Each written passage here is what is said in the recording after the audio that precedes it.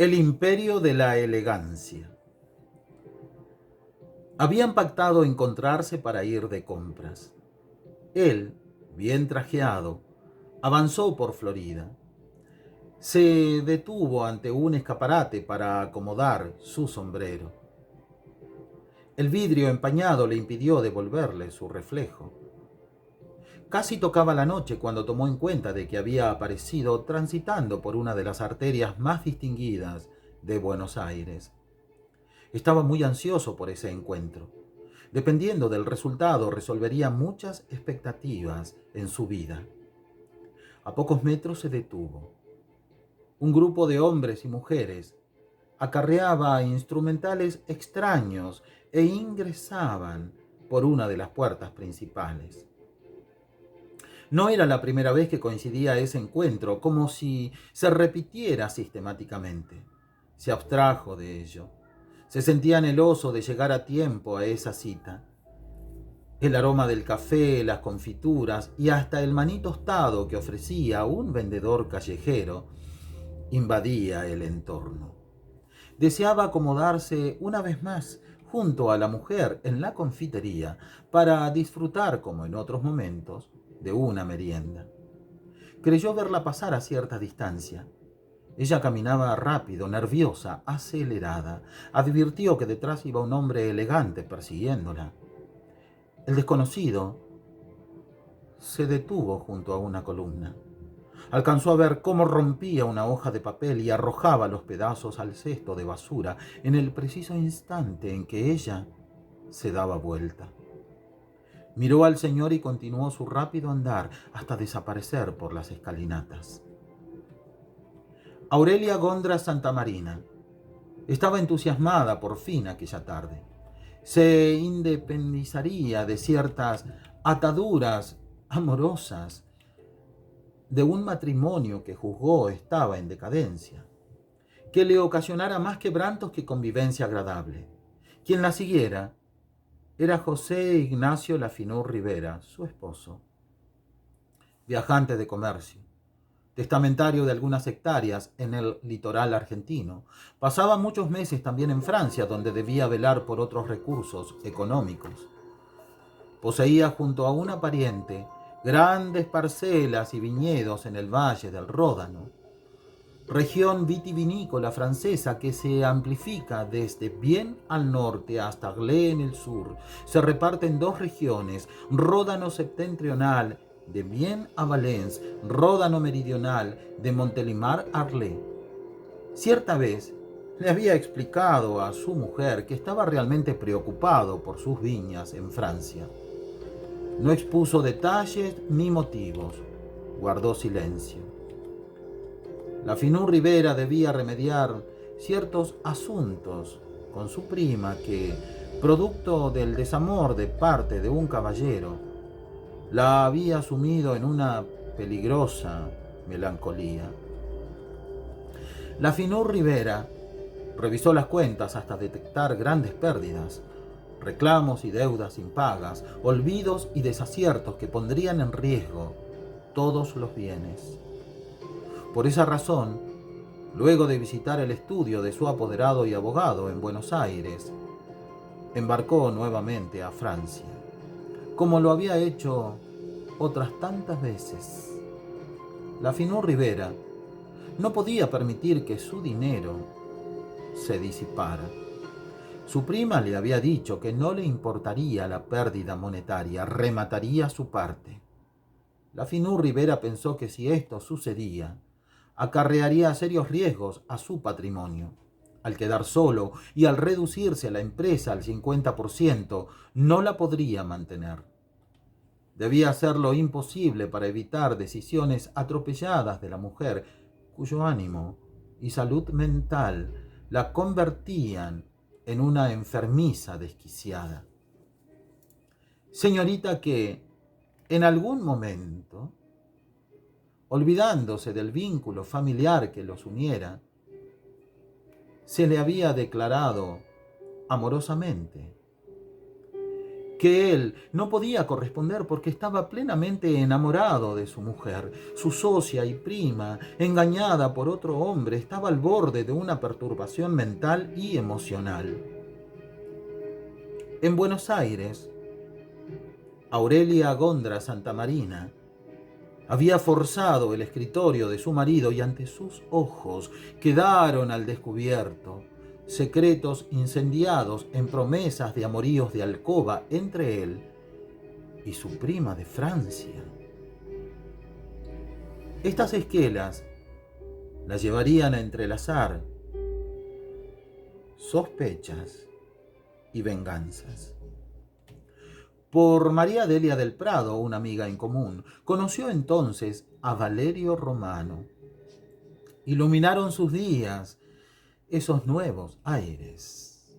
Con Valerio Romano se encontraría aquella tarde en una de las galerías más impresionantes de Buenos Aires. Esa tarde se dio vuelta para ver por última vez a la Finur Rivera. Él arrojaba papeles en un cesto justo en el centro de la galería antes de caer. La Finur Rivera encontró su cofre secreto violentado y las cartas desparramadas. Faltaba una, la que ya había entregado a su abogado. En ella detallaba las estrategias que implementaría para resguardar su patrimonio y el de su esposa. El abogado le había expresado: tendrás que persuadirla solo por un tiempo. Ella ya está abrumada por su crisis. La esperanza de tus palabras le brindará contención hasta que llegues a Francia y logres dominar el timón de tu destino económico. No está en condiciones de continuar llevando adelante su empresa. Deberás firmar en conformidad que una vez que tengas el control y potestad de todo, la ubicarás en el mejor centro de salud mental. A su regreso, la Finur Rivera trató de explicarle a su esposa hasta perseguirla por la galería, pero ella no quiso escucharlo. En cambio, durante su ausencia, se había refugiado durante algunos meses junto a su amiga en una residencia en la costa atlántica, donde de cuando en cuando se estremecía entre los brazos de Valerio Romano. Él era dueño de varias tiendas en aquel emporio comercial de Buenos Aires que, por circunstancias financieras, también estaba a punto de quebrar. Cuando los forenses llegaron, encontraron el cuerpo del hombre al lado del cubo de residuos, rodeado de curiosos. No había sido un crimen. La Finur Rivera ocultaba en un bolsillo una copia de la carta entregada a su abogado y había arrojado al cesto la esquela de despedida de su mujer, que no halló la policía.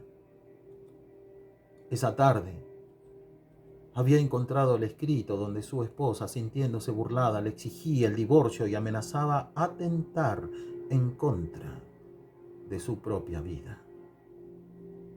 Había huido por las escaleras y pocos minutos después se encontraría con Valerio Romano en los pórticos del monasterio de Santa Catalina de Siena.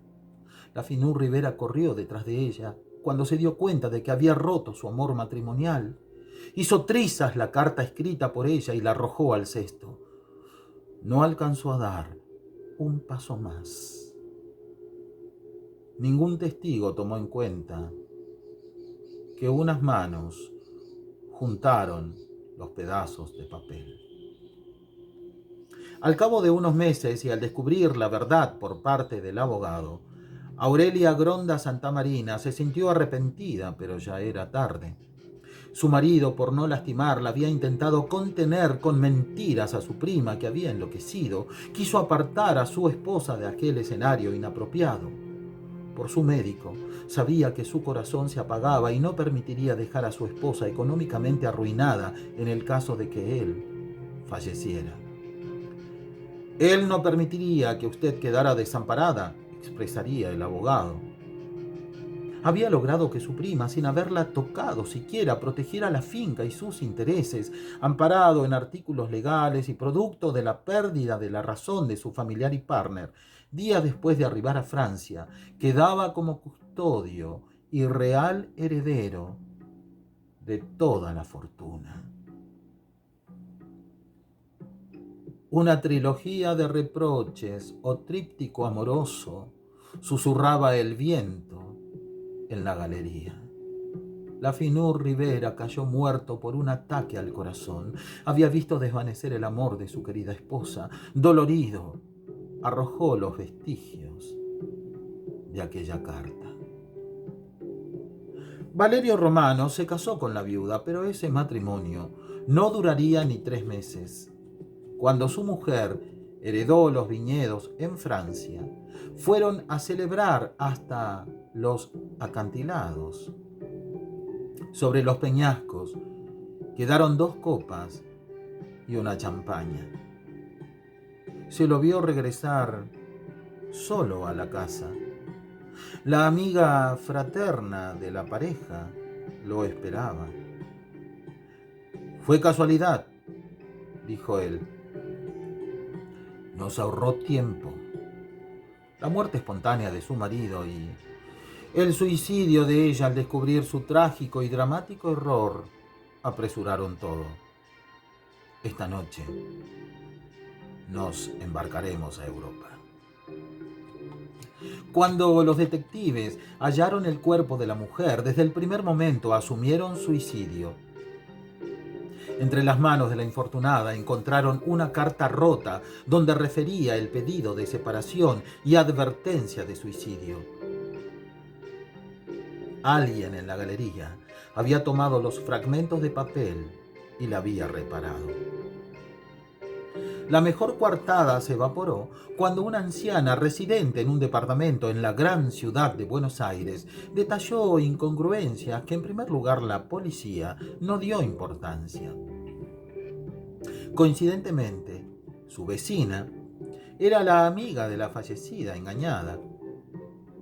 La anciana repetía una y otra vez: «Se preparaba una gran tormenta. Lo curioso es que yo desde mi ventana había visto salir a María Delia del Prado con un abultado bolso de viaje, como cuando viajaba a la costa atlántica. Cuando se desató el temporal salí porque mi hija me esperaba en el coche. Fue cuando ya en el pasillo vi luz por debajo del umbral y escuché la conversación. Parecía que ella estaba recibiendo a su amigo Valerio Romano. Hablaban en voz alta y animadamente, como si estuvieran al lado de la puerta. No le di importancia. Mi hija vino a buscarme. Era viernes. Retornaría a mi departamento el lunes por la mañana. Solo son 2 departamentos por piso. No hay otros vecinos, sino arriba y abajo. Mi departamento es más pequeño, pero tengo lindo sol por las mañanas». Hizo pausa. «El lunes al llegar, escuché risas y otros brindis. Me pareció extraño porque era muy temprano. Estaba preocupada por mi gato. Había quedado solo ese fin de semana. Cuando abrí la puerta, escapó. Fue cuando me detuve en el pasillo y volví a oír la voz de María Delia recibiendo a su amigo. Se repetían una y otra vez el brindis, las risas, y se prolongarían durante toda la tarde y en la noche. Algo extraño sucede allí. No podré dormir». Algunos efectivos se dirigieron hasta la dirección. Se quedaron afuera escuchando. El diálogo entre un hombre y una mujer se repetía una y otra vez. Al empujar la puerta, encontraron 2 copas, la grabadora que repetía monótonamente la conversación, la coartada perfecta que intentaba demostrar su estancia en Buenos Aires, no en la costa atlántica, y haciendo oídos a una vecina anciana y curiosa. Por error, habían dejado en actividad el retorno de la cinta. Sobre la mesa una botella de vino francés, delicado, fino y muy caro. Estos y otros detalles unieron la situación al extraño suicidio ocurrido en los acantilados. El caso ordenaba ya una causa. En tanto la pareja había huido a Europa. Han pasado muchos años, pero de tiempo en tiempo aparecen ciertas sombras en el imperio de la elegancia, donde algunos espectros manifiestan que jamás pudieron hallar sosiego. Quedaron atrapados para siempre sin poder enmendar sus propias miserias. Un grupo de parapsicólogos se presenta de vez en cuando con equipos para grabar psicofonías, donde esas entidades repiten sus lamentos, reproches y narran desesperadamente, como si fuera desde una cinta de grabación, sus antiguas y oscuras vivencias. Muy pocos recuerdan ya que en otra época, Le Journal de Paris, en Francia, había divulgado una trágica noticia. Un matrimonio que había heredado una finca y sus viñedos fueron hallados muertos. Una enajenada prófuga de un hospicio, portando un arma de fuego, había retornado a su vieja propiedad, donde creyó descubrir a su pretendido amante con otra mujer. El imperio de la elegancia, cuento de mi autoría, quien les habla, Oscar Sandoval Martínez, producto de una consigna de nuestro café literario internacional, La Torre de las Palabras, desde la ciudad de Berazategui, provincia de Buenos Aires, República Argentina. En este año tan particular, 2020, agradecido por la estatuilla recibida de parte del prestigioso periodista señor Osvaldo García Napo, que nos ha entregado el premio Raíces para La Torre de las Palabras, que intentamos compartir con los colegas que asiduamente comparten sus obras literarias, pintura, teatro, en fin, las actividades artísticas. Por mi parte también agradecido por la segunda estatuilla recibida de parte de Osvaldo García Napo, a mi persona, por difundir cultura entre pueblos hermanos, tanto de Latinoamérica como de Europa. Así que muchísimas gracias y hasta el próximo martes.